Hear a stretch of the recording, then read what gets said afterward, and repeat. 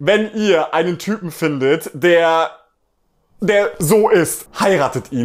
Peace Leute, was geht ab? Ich bin Kostas. Herzlich willkommen zu diesem Video. Leute, nachdem ich vor kurzem ein Video rausgehauen habe mit dem Titel 5 Dinge, die mich an meinem Boyfriend aufregen, musste ich erstmal kurz lachen, weil einige von euch in den Kommentaren so ausgeflippt sind. Oh mein Gott, als ich diesen Titel gelesen habe, hat mein Herz kurz aufgehört zu schlagen. Aber Leute, ich kann euch beruhigen, es ist alles in Ordnung mit Nick und mir. Auf jeden Fall habe ich euch gefragt, ob ihr Bock darauf hättet, dass ich noch ein Gegenteil zu diesem Video mache. Und das Ergebnis der Umfrage war sehr eindeutig. 98% haben gesagt ja, 1% hat gesagt nein. Und an dieser Stelle möchte ich YouTube gratulieren für diese mathematische Glanzleistung. Und deswegen gibt es heute für euch Dinge, die mein Freund und ich aneinander lieben. Und wenn ich das sage, muss ich immer an dieses Bild denken. Ich weiß, dass du meinen Arsch liebst, aber wie sieht es mit meinem Herzen aus? Aber darum geht es heute mal ausnahmsweise nicht. Ich würde sagen, wir fangen einfach an. Leute, ich weiß ja nicht, wie das bei euch ist, aber ich bin, wenn es ums Essen geht, wirklich pingelig. Wenn ich ein Gericht esse, das mir nicht schmeckt, hat das in der Regel bei mir verkackt. Das war auf jeden Fall so, bis ich Mick kennengelernt habe. Oh mein Gott, I kid you not. Dieser Typ kann einfach wirklich richtig gut kochen. Und jetzt, wo ich das hier sage, habe ich das Gefühl, dass ich ihm das viel zu selten privat sage. It's out there now. Du bist einfach ein begnadeter Koch. Und ich will jetzt noch mal kurz an dieser Stelle anmerken, dass er das nicht auf diese hinterfotzige Art macht, wenn ihr wisst, was ich meine. Jemand hat was für dich gekocht und du bist gerade am Essen und die haben euch vorher nicht gesagt, was da drin ist und du bist dann so, ja, schmeckt ja eigentlich ganz gut. Und irgendwann lassen sie die Bombe platzen und sagen so, guck mal, da sind Pilze drin. Ist gar nicht so schlecht, wie du gedacht hast. Das ist wirklich so ein Moment, wo solche Menschen einfach mein Vertrauen aufs Härteste brechen. Mein Hirn switcht dann einfach um und ich bin so weg. Aber nee, der Typ hat einfach zu mir gesagt, wart's ab, lass mich einfach mal machen und probier es wenigstens. Wenn es dir nicht schmeckt, musst du es ja nicht aufessen. Die ersten Male war ich auf jeden Fall mega skeptisch und es hat einiges an Überredungskunst gebraucht. Aber ungelogen, heute, wenn er irgendwas kochen will, wo ich sage, bin ich meistens so, ach, whatever, es wird schon gut schmecken am Ende. Okay, Leute, das klingt jetzt vielleicht ein bisschen komisch, aber ich finde es wirklich cool, dass wir, obwohl wir, ich würde sagen, schon ziemlich unterschiedlich sind, echt viele Gemeinsamkeiten haben. Und du denkst dir jetzt vielleicht so, ist das nicht irgendwie die Voraussetzung für eine Beziehung? Allein wenn ich mir vorstelle, mit einem Typen zusammen zu sein, der so richtig krasser Fußballfan ist, aber Musicals, Disney, Animation scheiße findet. Oh mein Gott, ich kann mir nicht vorstellen, dass das funktionieren könnte. Aber ich spreche nicht über so große Dinge. Ich meine eher so Kleinigkeiten, die sich im Laufe der Beziehung herausstellen, die aber einfach alles so viel schöner machen. Und mein Lieblingsbeispiel ist folgendes. Also ich habe früher wirklich so gerne Hörspiele zum Einschlafen gehört. Und was lüge ich? Ich mache das eigentlich heute immer noch ganz gerne. 3 Fragezeichen, Bibi Blocksberg, Benjamin Blümchen, Digimon, Sailor Moon. Alles. Ist das jetzt das Coolste, was es gibt, was man seinem Freund direkt beim ersten Date auf die Nase bindet? Maybe not. So, ne? Und deswegen war es auch so in der Anfangszeit, wo wir uns gedatet haben, wenn er bei mir gepennt hat oder ich bei ihm, habe ich darauf verzichtet und bin einfach süß in Stille eingeschlafen. Warum habe ich süß gesagt?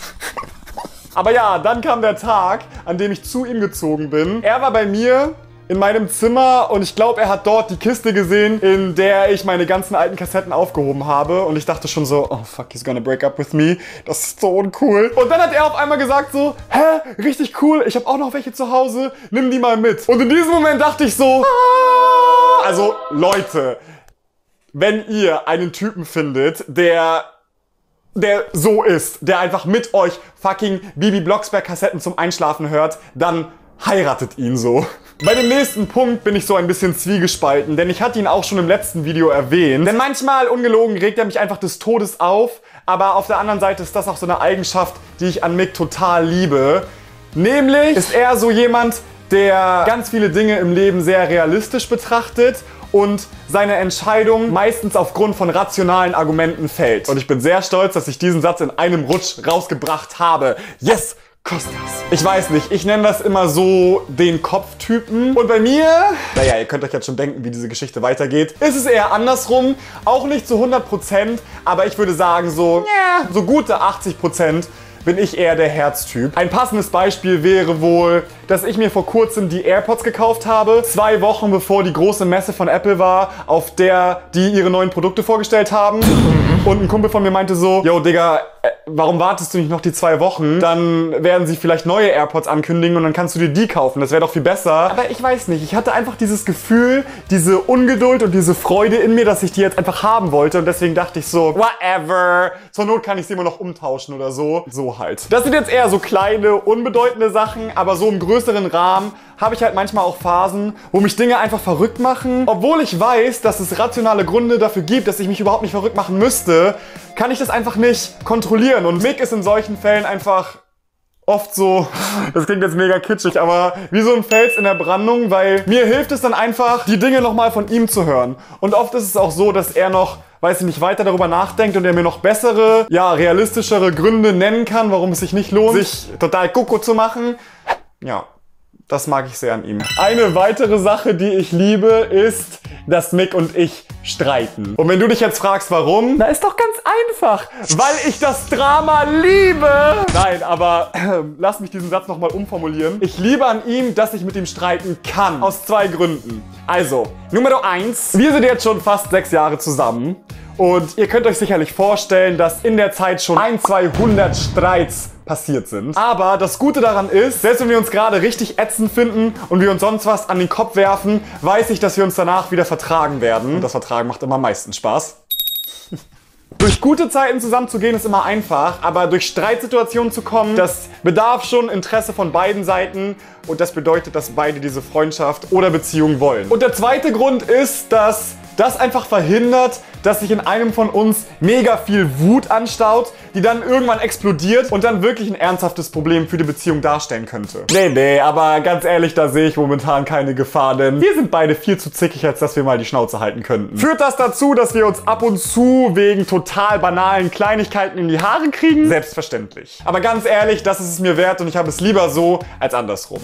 Okay, und jetzt kommt Nummer 5. Also, bei Mick ist das so, dass er manchmal wirklich so richtig krass romantisch ist. Und eigentlich bin ich ja wirklich eher der Typ, der immer sagt so, na, für kitschig. Aber wenn er mit mir romantisch ist, dann finde ich das meistens richtig süß. Das Schöne daran ist einfach, dass es mir selbst nach dieser Zeit immer noch das Gefühl gibt, dass er sich freut, mit mir zusammen zu sein. Manchmal haut er einfach solche Sachen raus, wie zum Beispiel dieser eine Tweet. Alter, das war ja wohl das Allersüßeste, was ich jemals in meinem Leben gesehen habe. Manchmal liege ich nur so auf seiner Brust, höre seinem Herzschlag zu und wünsche mir, Herz, hör bitte niemals auf zu schlagen. Oh Gott. Oder auch, weiß ich nicht, dass er einfach manchmal so random Fotos von mir macht und ich bin dann immer so, was machst du? It's creepy. Und er sagt so, ich weiß nicht, ich finde, du siehst gerade einfach hübsch aus und das wollte ich gerne auf Foto festhalten. Manchmal sehe ich dann aus wie der letzte Otto so, aber einfach die Tatsache, dass er das trotzdem schön findet und dass er das Bedürfnis hat, ein Foto dann von mir zu machen, lässt mich einfach immer irgendwie, ja, so begehrenswert und süß und hot und sowas fühlen und das ist mega schön. So, Leute, das waren meine 5 Punkte und jetzt bin ich mal mega gespannt, was Mick aufgeschrieben hat. Nachdem ich hier die Zettel gelesen habe, was er alles an mir nicht mag, gibt es heute einen Brief. Dinge, die ich an Kostas liebe. Habe ich ihn dazu gezwungen, das zu schreiben? Vielleicht. Obviously, the looks. Good at kissing, cuddling und sex. So, aber seht ihr das? Das ist das, was ich meine. So, der gibt mir einfach das Gefühl, als wäre ich so damn hot attractive und das ist richtig schön. Nummer 2. Bringt mich oft zum Lachen. Seriously, ohne ihn wäre mein Leben weit trister. Oh Mann, wie süß ist das denn? Es ist schön, das mal zu hören, weil im letzten Video hat er ja gesagt, dass ich oft mega peinlich bin und ich glaube, dass das so ein bisschen Hand in Hand geht. Ich übertreibe manchmal schon sehr und mache mich echt extrem zum Clown, aber irgendwie findet er es auch oft auch voll witzig.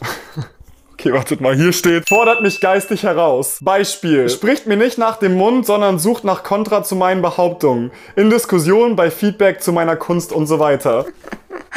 Okay, Leute, zuerst war ich mir nicht so ganz sicher, wie ich das auffassen soll, weil gib mir Konter klingt wie, oh mein Gott, halt einfach mal die Fresse und hör mir zu. Natürlich kann das in Streitsituationen nervig sein, ne, wenn die andere Person immer Kontra gibt, aber du eigentlich nur deinen Punkt klar machen willst. Aber das, was er sagt, verstehe ich schon. Ich glaube, wenn du wirklich, ja, ehrliches Feedback haben willst, ist es gut, wenn die Person sich auch traut, dich zu kritisieren. Okay, und ist zu allem bereit. Ja, nicht zu allem, obviously, aber ich glaube auch, ich bin schon ein sehr unternehmungslustiger Typ und lasse mich gerne auf neue Abenteuer ein. Und das muss ich aber an Mick auch sagen, finde ich mega, mega cool. Also früher hatte ich das Gefühl, war er bei vielen Dingen skeptischer und hat sich ungern auf neue Sachen eingelassen. Aber über die Zeit hat sich das schon verändert. Jetzt ist es manchmal sogar andersrum, dass er zu mir sagt so, yo, lass es doch einfach mal probieren. Und ich bin so...